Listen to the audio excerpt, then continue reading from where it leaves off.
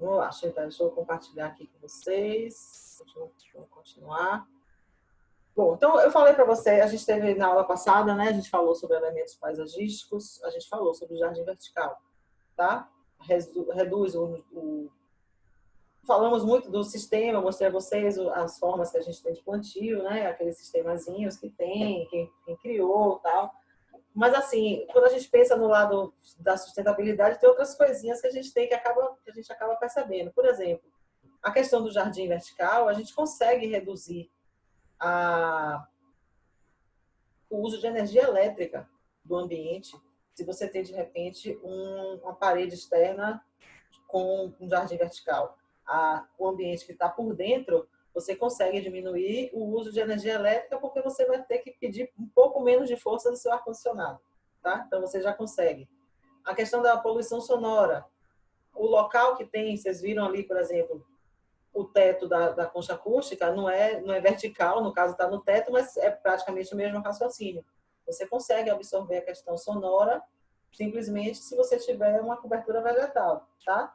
As toxinas poluentes do ar, a gente nem precisa dizer, por conta da fotossíntese, as plantas têm a capacidade de absorver determinadas substâncias, muitas delas tóxicas, que são poluentes do ar, e fazer essa troca, né? Algumas elas absorvem e mandam nada em volta, mas tem a questão do gás carbônico, que já renova o ar que a gente respira. A questão também da poluição visual.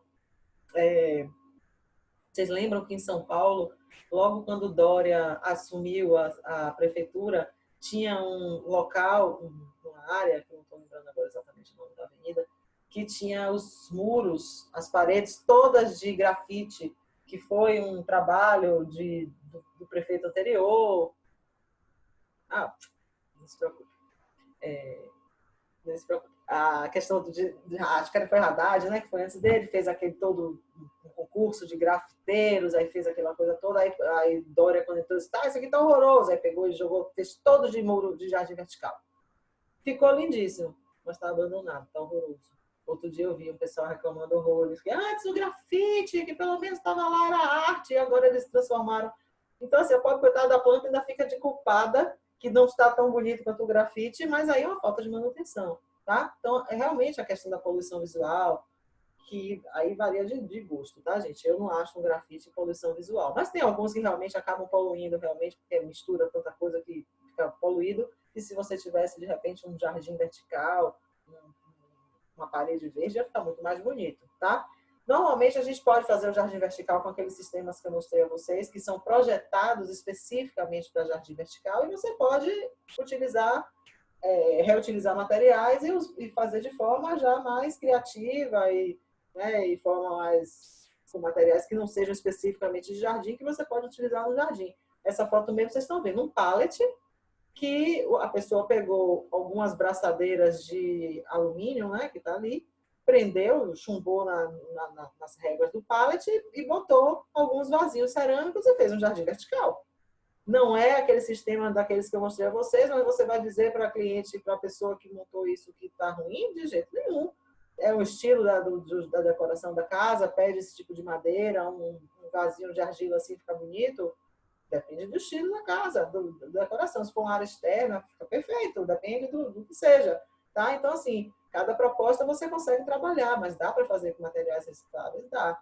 Madeira de demolição, pallet, você pode usar não simplesmente estruturas que sejam sustentáveis, mas os próprios vasinhos. Tem tanta gente que faz esses trabalhos com garrafa PET, coisas que você trabalha até para criança, que você faz aquelas oficinas com criança, corta, faz corte da garrafa PET, monta, faz bichinho, né, que é atividade lúdica.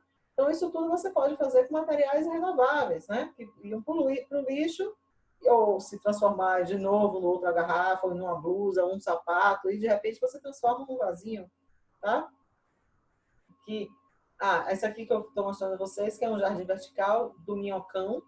O Minhocão, gente, acredito que quem não conhece, mas já deve ter ouvido falar, é um viaduto que passa no meio desses prédios, assim, em São Paulo, que já existem alguns estudos para se desativar e transformar num parque suspenso, como tem em Nova York e algumas outras cidades do mundo que transformaram linhas férreas ou grandes avenidas ou viadutos, que transformou em ambientes de áreas sociais, né, de convívio social. Aqui, por exemplo, o Minhocão tinha um projeto, e tem um projeto em São Paulo chamado Movimento 90 Graus.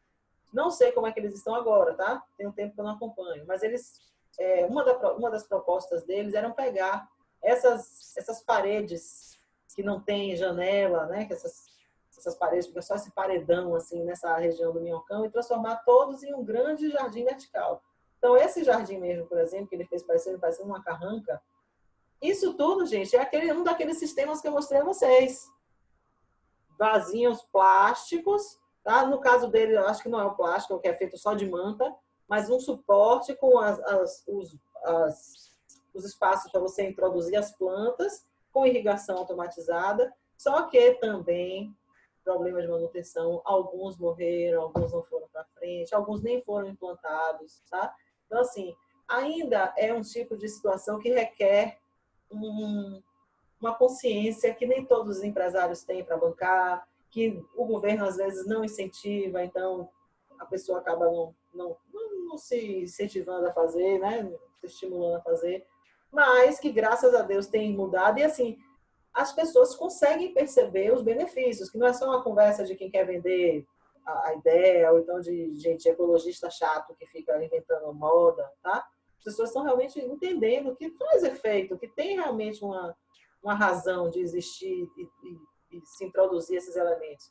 Aqui é uma sala que poderia ser uma parede aí, tá, gente? Assim, eu não sei quem já teve, quem mora num apartamento ou numa casa que tem uma parede que dá para o poente, que bota a mão na parede, assim, 5 horas da tarde, a parede está quente.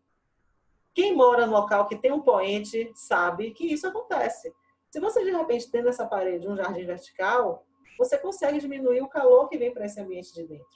Simplesmente porque você botou uma barreira de plantas no local onde ia soltar um calor para dentro do seu ambiente. Então, se de repente você tem na casa de um cliente uma varanda super quente, poxa, essa varanda, essa parede aqui, toma um sol no corrente e esse calor vem todo aqui para dentro, faça um estudo, de repente, botar um jardim vertical nessa parede, você já vai atenuar a questão da temperatura no ambiente da varanda do seu cliente, né?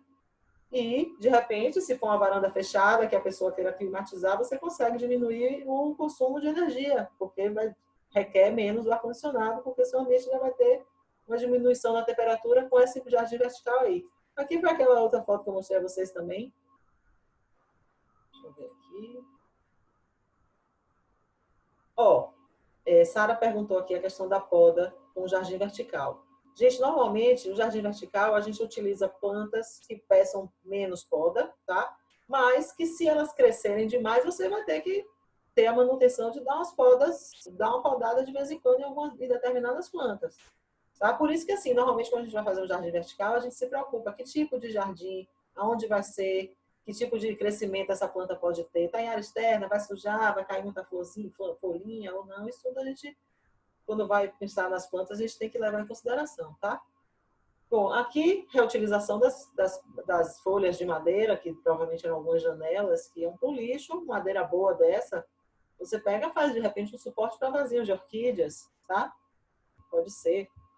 Aqui é só uma sugestão. Ah, tá. Peraí, deixa eu perguntar aqui. Deixa eu ver. Só um minutinho, tá, gente? Você está falando desse, Sara? Qualquer jardim vertical, gente, requer uma manutenção, tá? Lógico que, a depender do tipo de jardim e de local que você tenha que dar manutenção, você vai optar por determinadas espécies ou não, tá? Algumas espécies pedem que alguns pedem, esse aqui, né, você estava falando, isso.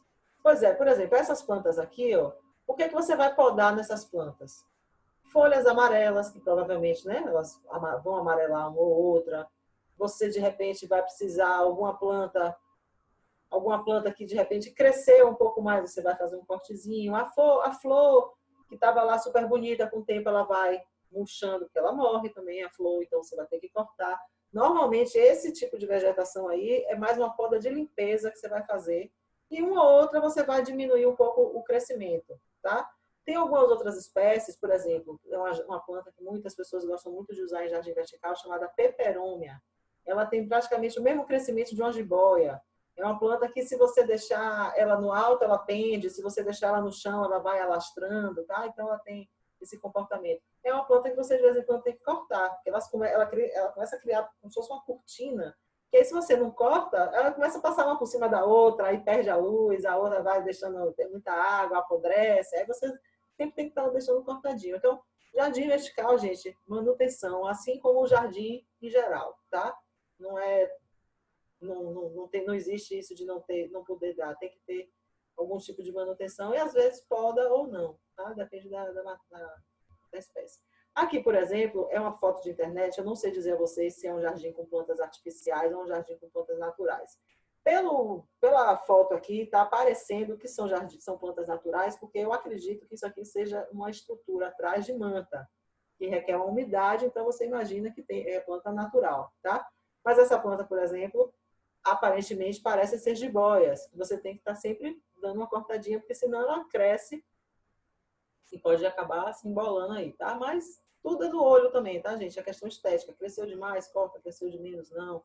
Algumas plantas você precisa cortar mais ou não, tá? Bom, reutilização de materiais, a mesma situação que eu falei da aula passada.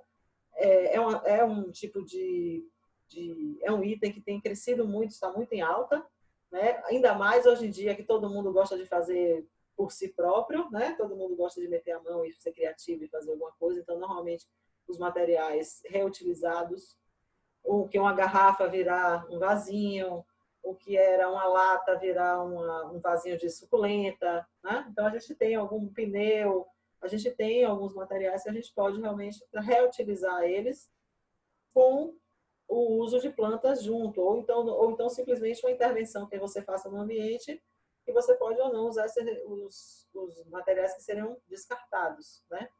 Aqui que eu falei para vocês de criança mesmo. Pô, você faz uma oficina com criança, eu lembro que uma vez a gente foi antes da pandemia, a gente chegou a fazer um estudo, mas depois acabou não indo muito para frente. Eu espero que de repente ano que vem a gente consiga fazer uma praça aqui em Salvador, que é uma associação de moradores que quer fazer um trabalho de 15 em 15 dias, né? Fazer juntar a comunidade, todo mundo se conhecer, aí vai ter coisa de leitura para criança, aí um dos serviços oferecidos seria uma oficina com criança para isso assim, a gente pegar, cortar fundinho de garrafa PET, pintar, rolo de papel higiênico, fazer vasinho, coisas lúdicas para poder já introduzir essa questão ambiental, a importância ambiental, de conservação ambiental para as crianças, reutilizar esses materiais que iam para o lixo de forma inteligente, né? Chamando a criatividade. Então, poxa, você poder trabalhar isso para quem tem filho mesmo, sabe que ainda mais agora na quarentena, que às vezes você tem que inventar coisa para poder ocupar os meninos, não deixar o menino o tempo inteiro no celular e no computador, vamos botar esse menino para suar,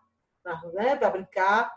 Então, às vezes, esse tipo de coisa, mexer com a terra, né, ter o contato com a terra, isso tudo ajuda no desenvolvimento da criança. E esse tipo de oficina você fazer realmente estimula o contato da criança. Ou não precisa ser coisa com criança, tá, gente? Às vezes, hoje em dia, às vezes, os adultos, a gente precisa, às vezes, tanto se desligar um pouco, né? Fazer uma limpeza na mente, assim, se desligar de trabalho, se de repente desligar de algum problema. Pega um trabalho manual para fazer. Poxa, a planta tem sido uma opção, né, de muitos. A gente volta e meia recebe uma mensagem, uma dúvida que alguém tenha, ou um pedido de onde é que acha aquilo ou aquilo outro, volta e meia alguém pede. E a gente percebeu que realmente durante a quarentena as pessoas têm buscado esse contato, porque às vezes, poxa, está dentro de casa, já está entediado, já fez o que tinha que fazer, ou então não está com vontade de fazer mais aquilo que já estava fazendo o tempo inteiro, que virou rotina. Aí, poxa, vou cuidar de planta. Aí entra na internet, começa a aprender um monte de coisa, aí experimenta, mata a planta, aí me liga, não, eu matei a planta, tá com a filha. Ela vai eu tentar entender o que foi que a pessoa fez pelo telefone e pela internet. Mas vamos lá. Voltando aqui para a aula. Aqui, gente, são alguns exemplos, tá? Coisinhas bonitinhas que eu fui achando na internet. Você pode usar coisinhas, assim são coisas interessantes. Essas garrafas mesmo, eu lembrei muito agora. Eu fui pro Capão, na Chapada Diamantina, e não somente no Capão especificamente, mas o Capão tem as pessoas são mais alternativas, muita gente assim que que trabalhava em São Paulo, numa empresa estressadíssima, de repente larga tudo e vai embora para morar no mato. Tem muita gente lá assim. E uma das coisas que me chamou muita atenção é que eles usam muito essas garrafinhas encurvadas para baixo para delimitar canteiros, caminhos. Eu vi isso muito lá. E, poxa, vidro é um material, gente, que ele é totalmente reciclável, né? Você pode reutilizar, mas ele não tem um valor agregado muito grande. Então, não existem usinas de beneficiamento de vidro. Aqui na Bahia mesmo não tem. Então, as cooperativas precisam chegar a não sei quantas toneladas para fechar um caminhão e mandar para Recife. Então, qual é o estímulo que as pessoas têm de reciclar vidro? Qual é o estímulo que o coletor de material reciclável vai ter para ficar coletando vidro? Nenhum. Né? Então, assim, acaba que vai direto na latinha. A latinha, inclusive, é o material mais reciclado no Brasil. Então, sempre que você puder optar pela latinha, por favor, né? Em vez de vidro. Eu sei que, às vezes, a gente prefere uma cerveja no vidro, não sei, mas se você puder optar pela latinha para tudo, é sempre melhor, porque ele é mais reciclado aqui no Brasil. Mas por isso, porque a gente não tem valor agregado, então acaba que não existem não há interesse de mercado, tá? Mas se Deus quiser, tem uma já aqui, acho que em Camaçari, se Deus quiser vai dar muito certo e a gente vai conseguir se livrar desses vidros mais facilmente aqui, tá? Cadeiras, isso tudo, gente, é forma lúdica, tá? Postezinho com latinhas, aqui é só para mostrar umas coisinhas bonitinhas para vocês, mas podem ser coisas não bonitinhas assim, tá? Ou, por exemplo, essa cestinha aqui que a gente está vendo na bicicleta. Podia muito bem estar num lavabo, em cima da bancada, com florzinhas que poderiam ser artificiais ou não, né? Porque está num lavabo. Se for um dia de festa, você pode pegar florzinhas naturais, vasinho de florzinha e botar e cultivar lá fora, lógico, num local mais ensolarado, mais iluminado. Dia de festa, você bota para dentro do lavabo, com uma cestinha assim, por que não? Né? Então, a gente tem milhões de coisas que a gente pode utilizar. Sim, temos. Várias, gente. Lembra que eu falei a vocês na aula passada de um restaurante que tem na Ilha de Maré, que era na Ilha de Maré, que agora está em dos Pratos, que é o Preta? Ela foi até aluna da gente na EBAGE, Angelúcia, muito legal, Anja. E ela tem esse restaurante lá e é todo assim, né, super criativo. Poxa, e assim, são pequenas coisinhas que vão encantando os clientes que vão lá. Porque não imagina, poxa, isso aqui virou um vaso. Pô, que legal, que bonitinho, que isso, que aquilo. Então, isso vai encantando as pessoas e vai chamando o cliente. Né? Não é só uma questão estética, é uma questão comercial também. Acaba que o criativo chamou mais atenção, né? Então vai atraindo as pessoas, vai atraindo os clientes. Hoje em dia a gente vê tanto evento de aniversário que tem umas bicicletinhas assim com várias flores, um carrinho de doce, todo decorado, com flor. É tão bonito, fica chamando tanta atenção. Eu gosto de quem trabalha com eventos. Aqui é o Fusquinha. Isso aí nem todo lugar a gente acha, tá, gente? Eu lembro que uma vez a gente foi convidada para fazer uma Kombi, que um shopping aqui em Salvador ia montar uma Kombi toda assim, cheia de plantas. Acabou que o orçamento eles não aprovaram, não rolou. Mas ia ficar linda. No meio da praça lá do shopping, uma Kombi toda estilizada, toda assim, cheia de planta no capô, e a gente arrancar o pedaço da Kombi para colocar. É uma instalação, é uma obra de arte, lógico, com tempo. Pra que shopping você ia fazer isso? Ia fazer, tá? Não fez. Ia ser o Eu Salvador falei qual Shopping. shopping? Ia ser o Salvador. Qual do Salvador shopping? Shopping. Você... Eu acho que ia ser ele, tá? Porque, na verdade, quem chamou a gente foi a produtora que ia Produtora. fazer. A empresa produtora que ia fazer que foi convidada pelo shopping. Então, eu acho que era o Salvador. Já agora você me falou. Para falar, eu fiquei na dúvida se era realmente ele, tá? Mas acabou não acontecendo. Mas, vamos lá. Bom, Sim.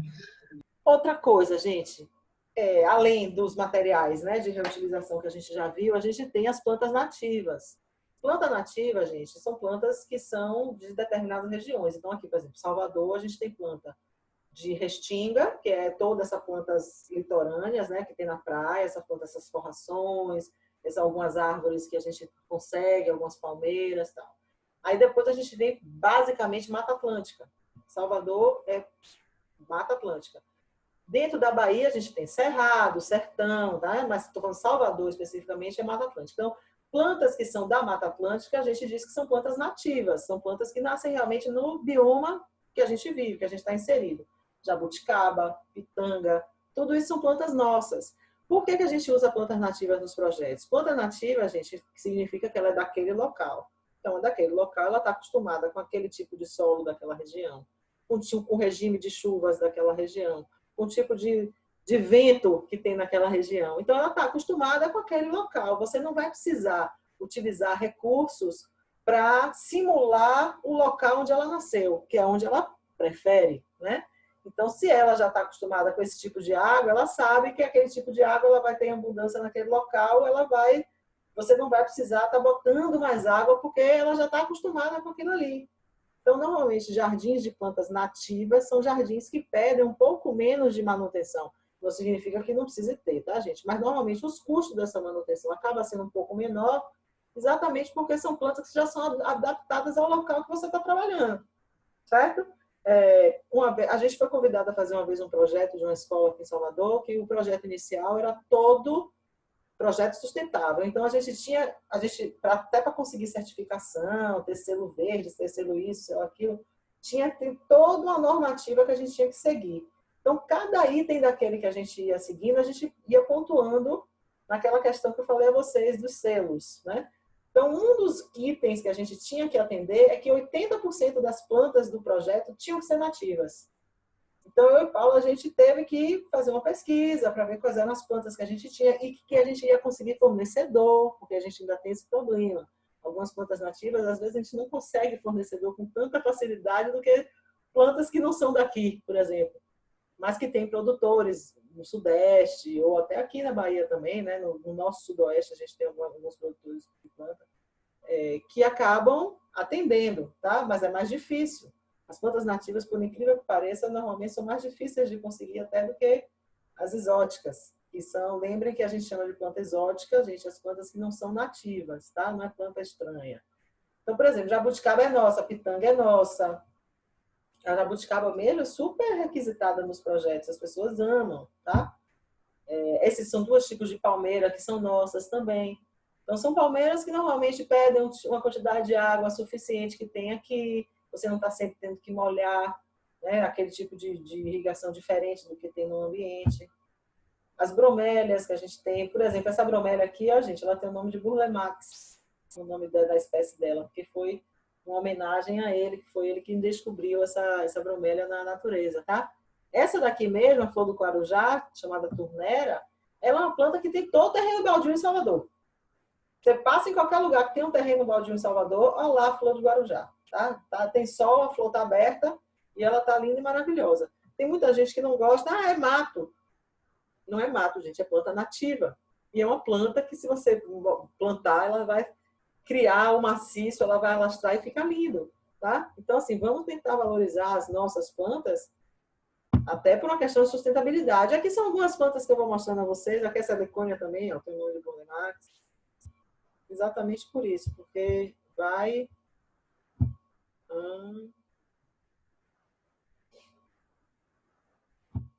Sara, você perguntou o que é que murcha? Você falou aqui, murcha em minutos, não? De qual planta você está falando? Qual anterior? A do Fusca? Essa aqui da flor do Guarujá?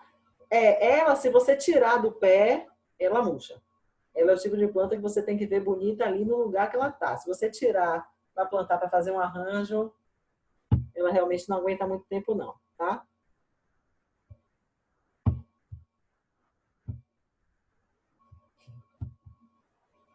Vamos lá. Cadê o negocinho que sumiu? Aqui, né, são duas plantas, como eu falei a vocês, que também foram descobertas por Burlemax, então receberam, em homenagem a ele, receberam o nome da espécie. Tá? Uma amaranta também. Essa mini lantana mesmo, gente, é uma das florzinhas que a gente consegue fazer um efeito inglês nos nossos jardins, porque ela faz os tufinhos com os buquezinhos assim de flores, é super nossa essa. Ela tem amarelinha, tem branquinha, rosinha, vermelhinha, uma coisa mais linda, tá? E ela realmente também alastra bem, ela cria, é uma forração que ela tem a mini e ela tem a grande. Então a grande fica grande e a mini ela consegue ficar mais baixinha, mas as duas são arbustivas, tá?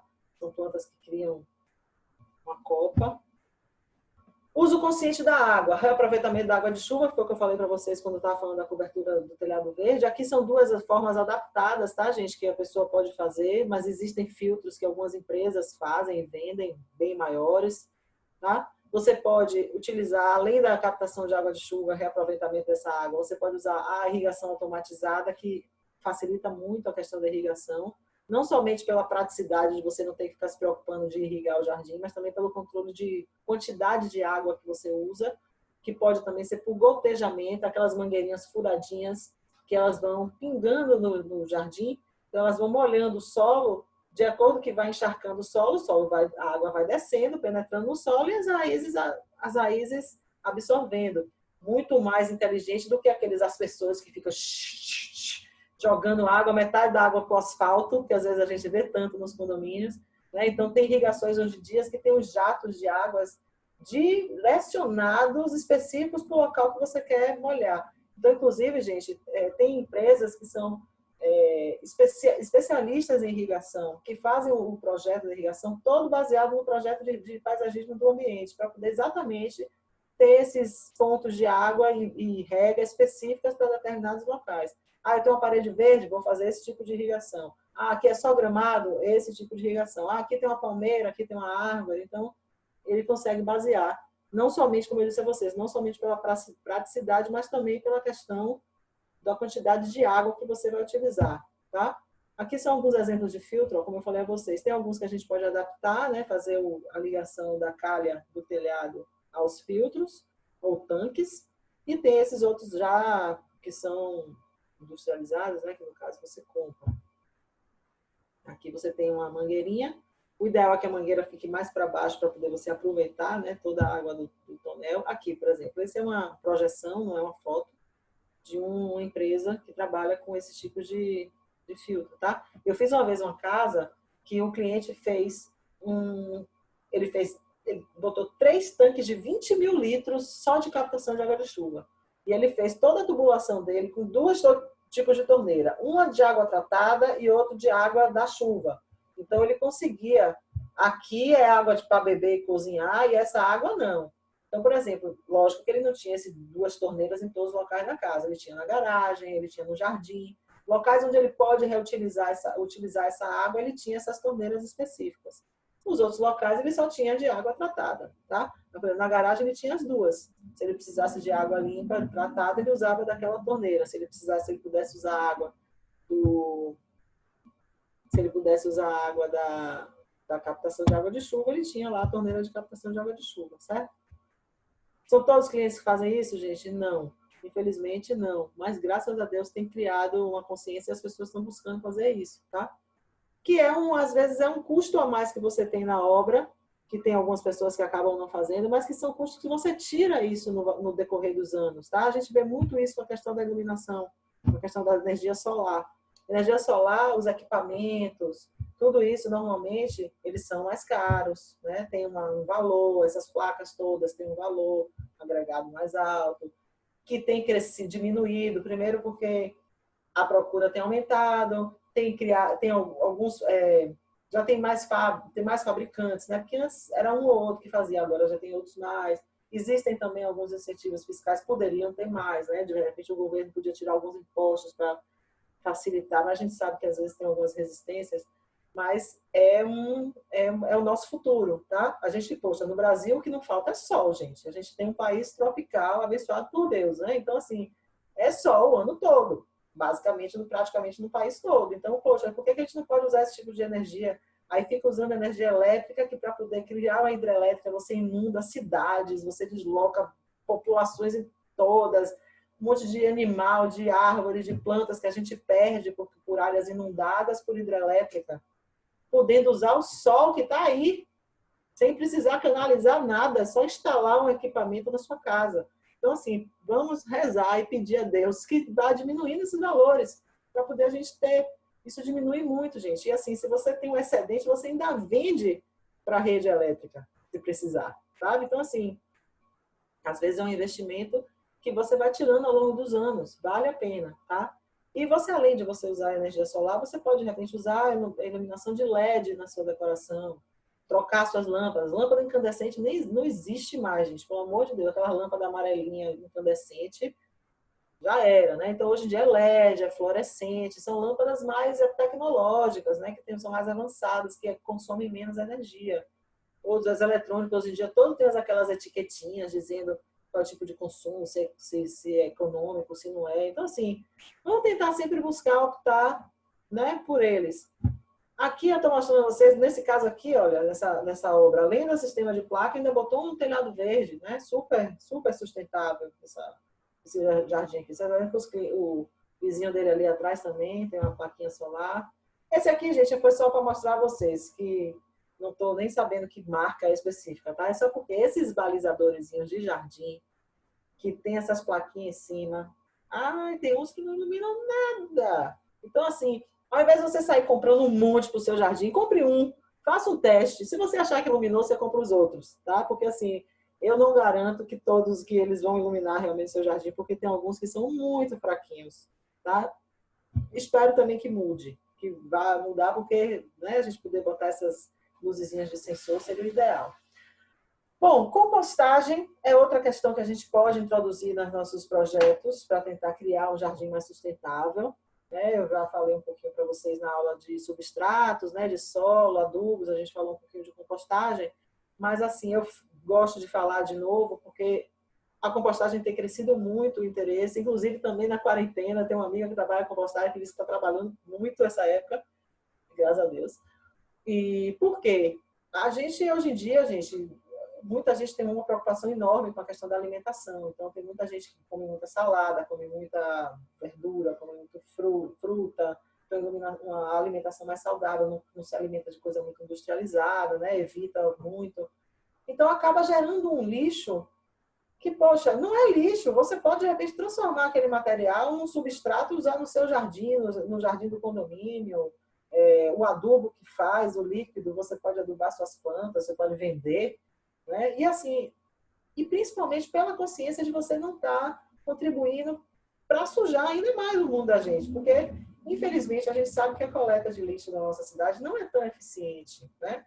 Eu nem posso reclamar, graças a Deus na rua onde eu moro passa caminhão todos os dias, né? Mas assim, a gente, para onde vai esse lixo?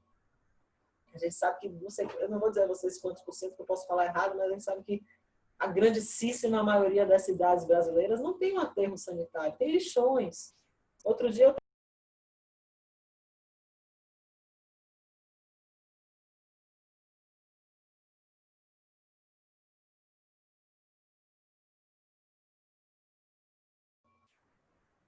Gente, vocês estão me vendo aí?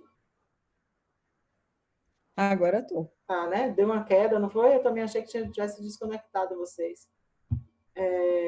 Estava falando aqui da composteira. Com um tempinho. Já vou. Voltou já, né? Bom, aqui não. Foi o que eu falei para vocês. Para mim, não. Nada? Agora. Pronto. Vocês estão vendo aqui, né? Que eu estou mostrando a vocês a questão do... Estou lhe vendo e lhe ouvindo. Tá? Pronto. Vamos lá.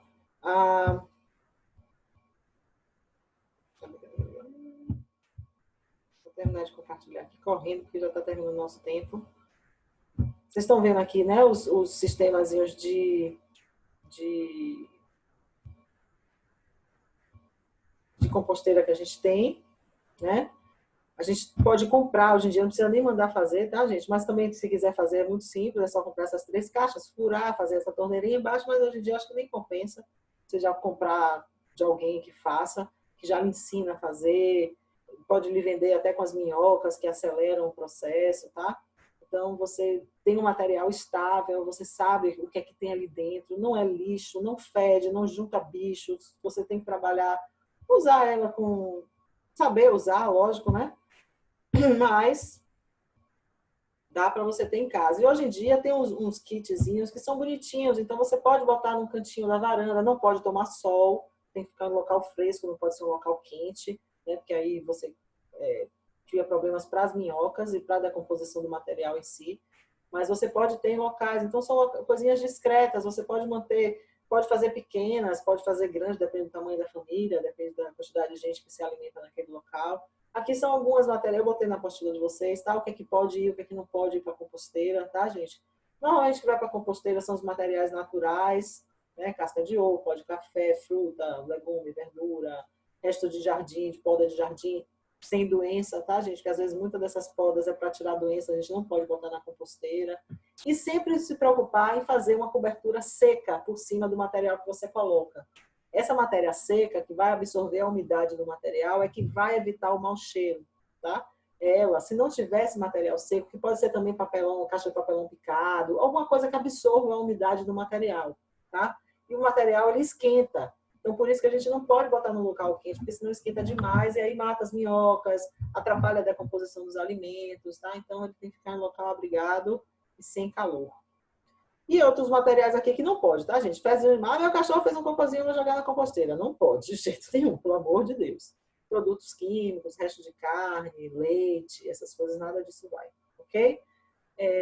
Vocês vão ver, né, isso na apostila, que tem o que pode e o que não pode. Aqui no final você é um material, o que se torna isso aí, que você pode utilizar nos seus jardins.